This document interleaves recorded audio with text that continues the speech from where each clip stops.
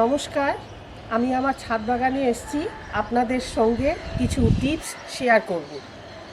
এটা আমার নাকচাপা গাছ। এই নাকচাপা গাছ, এই যে কেন নাকচাপা নাম সেইটা আগে বলি। ঠিক সাপের ফণার মতন এই পাতাগুলো, তাই জন্য এর নাম নাকচাপা। এইবার এর ফুল এতই সুন্দর, মানে প্রকৃতির পূজারী যারা, মানে সবসময় এই প্রকৃতির সৌন্দর্যে তারা মুগ্ধ হয়ে এই ফুলের নাম নাকচম্পা, নাকচাপা, আরও কত কি প্লুমেরিয়া সব নাম দেওয়া হয়েছে। অপূর্ব সুন্দর এর শোভা।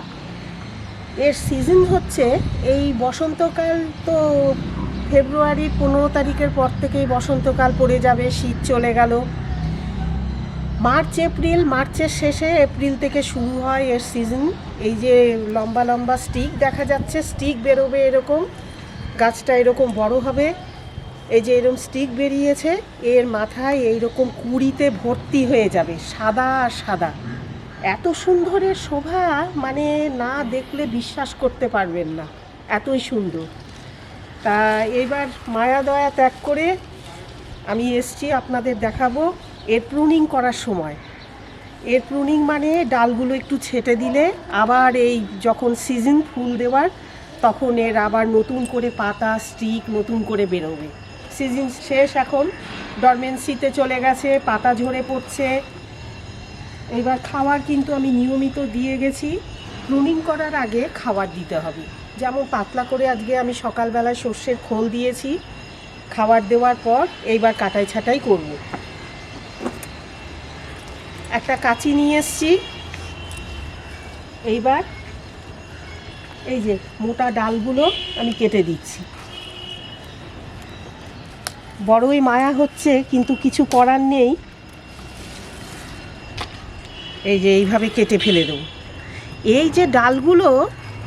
যে ডালগুলো দেখা যাচ্ছে, একটা চারা যদি নাকচাপার বাড়িতে আনা যায়, এই ডাল বালি বা কোকোপিট যদি বাড়িতে থাকে, বালি আর মাটি মিশিয়ে ছোট টবের মধ্যে যদি গেঁথে দিই, আবার নতুন করে বেরোবে চারা। বহু চারা, কত চাই, একটা চারা গাছ আনলেই এর থেকে অজস্র আমি গাছ তৈরি করতে পারবো। রেখে দিচ্ছি, ডালগুলো যত্ন করে রেখে দেব। আগে প্রুনিংটা দেখাই আমি।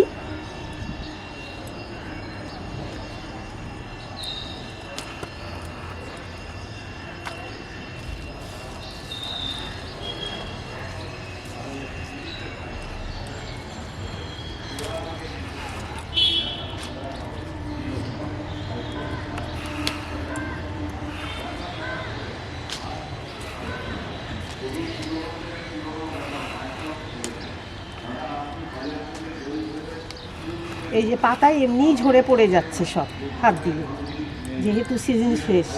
প্রচুর প্রচুর ফুল দিয়েছে, প্রচুর, অজস্র, শয়ে শয়ে ফুল।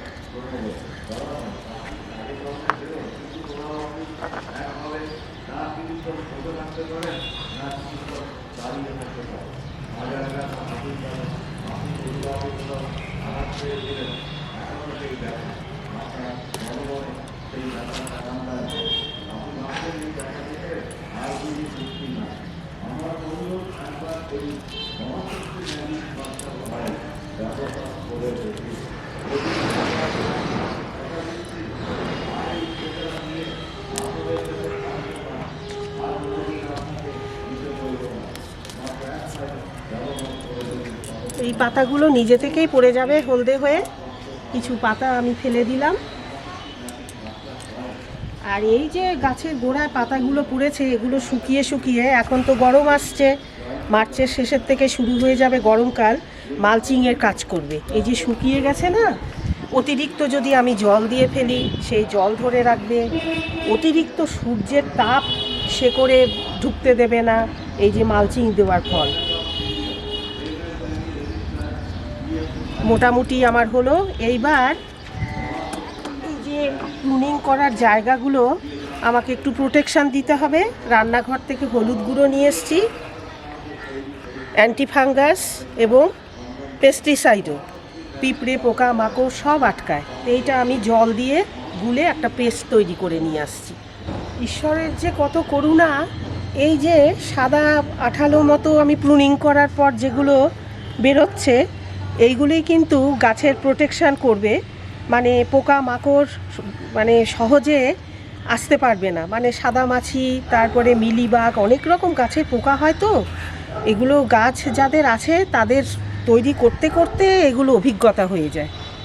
তা আমি তবু দিয়ে দিচ্ছি যাতে ফাঙ্গাস অ্যাটাক না হয়। এই যে এইভাবে এই পেস্ট তৈরি করে নিয়ে এসেছি, এগুলো গাছের মাথায় আমি দিয়ে দেবো।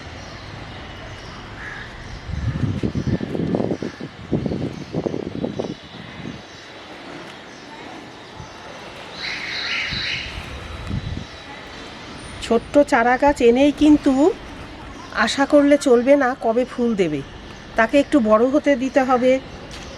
ঠিক সময়ে সকালবেলায় কোন দিন এসে দেখবেন গাছ ভরে কুড়ি, তারপরেই ফুল।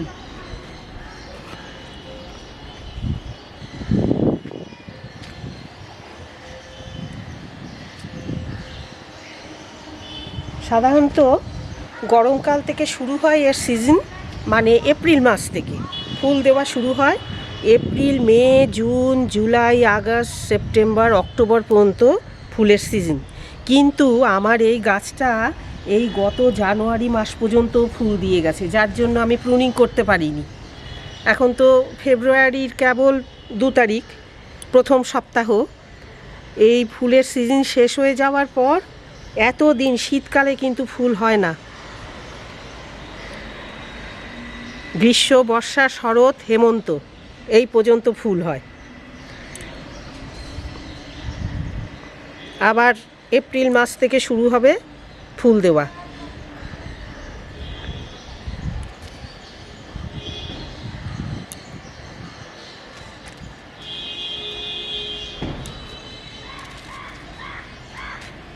এইভাবেই কিন্তু আমি যে গাছের ডাল কাটাই ছাঁটাই করি, এইভাবেই ঘর থেকে আমি এই হলুদ গুঁড়ো এনে জল দিয়ে পেস্ট তৈরি করে, যাতে ফাঙ্গাস অ্যাটাক না হয় বা এই কাটা জায়গায় যাতে পিঁপড়ে না ধরে, রস ভেতরে খেয়ে নেবে, এই তখনই কিন্তু এই পেস্টটা তৈরি করে আমি অন্যান্য গাছেও এই ঠিক একইভাবে ব্যবহার করি।